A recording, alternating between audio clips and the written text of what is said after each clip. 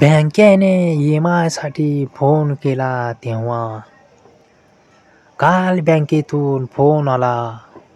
म्हणाले sir EMI भरा. मी म्हणालो थांबा आधी फॉर्च्युनरची चावी कुठे ठेवली ते आठवू द्या. ते म्हणाले सर तुम्ही थार घेतली. मी म्हणालो मग तेच तर प्रॉब्लेम आहे. थार घेऊन पण फॉर्च्युनरचा हप्ता भरावा लागतोय.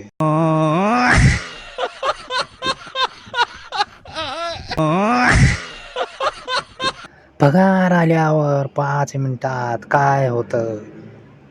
पगार आला की पहिला मेसेज क्रेडचा बिल भरा. दुसरा मेसेज अमेझॉनचा सेल चालू आहे. तिसरा मेसेज बायकोचा iPhone 16 गेलाय. चौथा मेसेज बँकेचा बॅलन्स ₹73. मी बँकेला रिप्लाय केला तुम्ही पण